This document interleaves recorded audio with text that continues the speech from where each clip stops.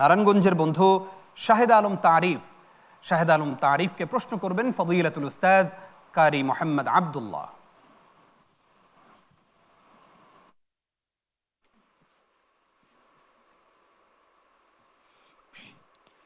আসসালামু আলাইকুম ওয়া রাহমাতুল্লাহি ওয়া বারাকাতুহু।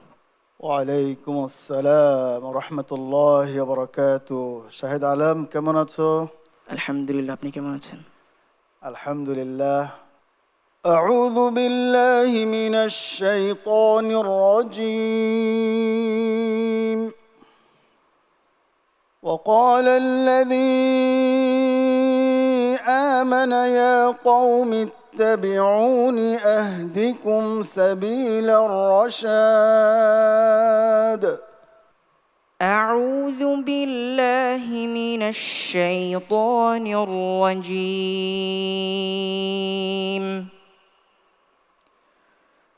بسم الله الرحمن الرحيم.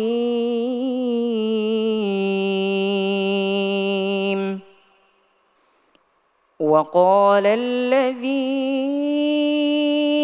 آمن يا قوم اتبعون أهدكم سبيل الرشاد.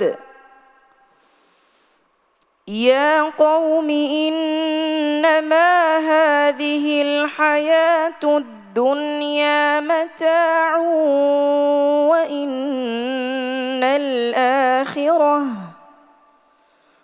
وإن الآخرة هي دار القرار.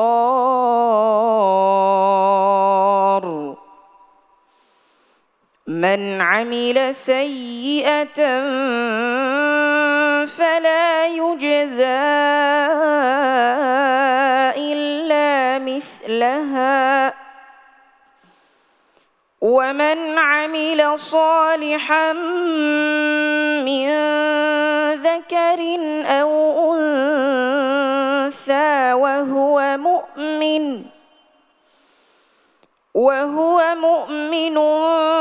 فأولئك يدخلون الجنة يرزقون فيها بغير حساب.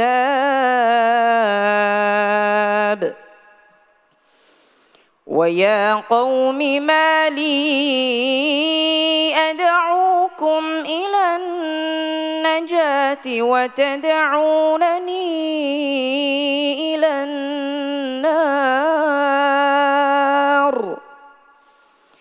تدعونني لأكفر بالله وأشرك به ما ليس لي به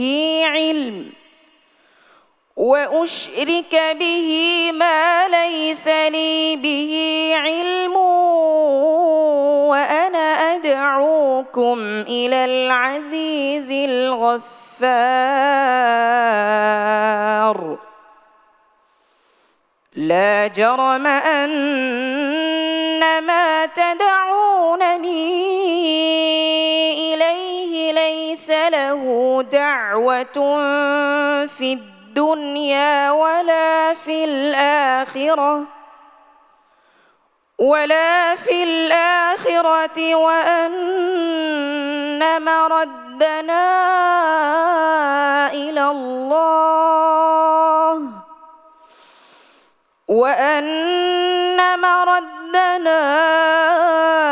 إلى الله وأن المسرفين هم أصحاب النار.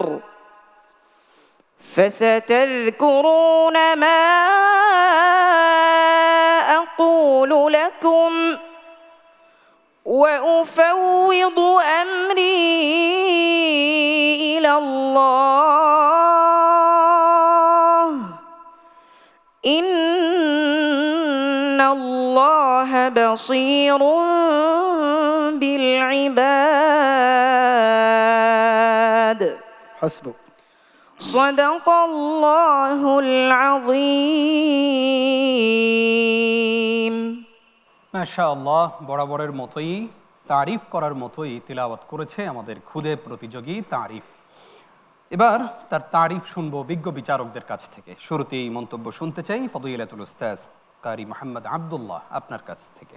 শাহিদ আলম মিনহাজুল কোরআনে অত্যন্ত একজন সুপরিচিত এখন একজন প্রতিযোগী, সবাই আমরা তাকে চিনি।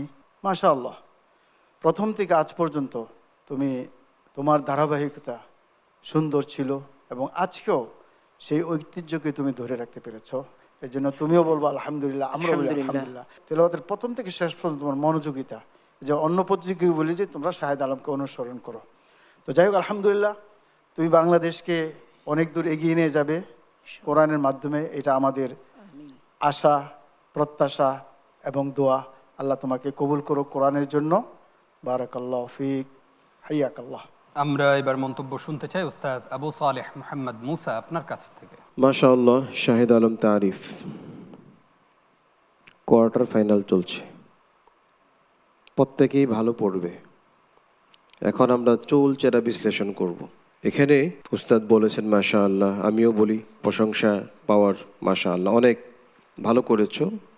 কিছু কিছু বিষয় আমার কানে এসেছে, যেটা হলো ফালা ইউজাজা ইল্লা মিসলাহা, মিসলাহা হামজার আভাস আসে। তারপরে ফাউলাইকা ইয়াদখুলুনাল জান্নাতা ইউরযাকুনা ফিহা, ফিহা শেষে একটা আসছে হামজার মতো। এরপরে ওয়া উশরিকা বিহি মা লাইসা লি বিহি ইলম, মিমটা আরো পরিষ্কার হওয়া দরকার ছিল। তুমি বলেছো এটা মাইক সাউন্ড আসেনি, অস্পষ্ট হয়েছে। এই বিষয়গুলো খেয়াল করতে হবে। আল্লাহ তোমাকে কামিয়াবি দান করুন, আমিন। মন্তব্য করবেন উস্তাজ অধ্যাপক আব্দুল মতিন আজহারি। শাহিদ আলম তারিফ, মাশাআল্লাহ তাবারাক রহমান। তোমার তিলাওয়াতের সৌন্দর্য আল্লাহ প্রদত্ত একটি প্রতিভা, মাশাআল্লাহ। তবে আমাদের উস্তাদগণ যে মুলাহাযা করেছেন, এর দ্বারা প্রতীয়মান হয় যে তুমি যাদেরকে একটু প্রশংসা করা হয় তারা যে হাল ছেড়ে দেয়, সেই দলের অন্তর্ভুক্ত হতে যাচ্ছ। আমরা এটা তোমার কাছ থেকে আশা করি না। পড়াকে প্রতি পর্বে আগের পর্বের চাইতে আরও উন্নততর করার চেষ্টা করবে, আরও শীর্ষে নিয়ে যাওয়ার চেষ্টা করবে। তোমার স্বপ্ন এবং দেশবাসীর স্বপ্ন, সবার স্বপ্নকে তুমি প্রতিফলিত করবে। দোয়া করি তোমার জন্য। ওয়াফাকাকাল্লাহ ওয়া ইয়াসসারা উমুরাক। আল্লাহুম্মা আমিন। শাহেদ আলম তারিফ বিজ্ঞ বিচারকগণ কিছু পরামর্শ দিয়েছে, সেগুলো মেনে চলবে, কেমন? ইনশাআল্লাহ। আসসালামু আলাইকুম ওয়া রাহমাতুল্লাহি ওয়া বারাকাতুহু।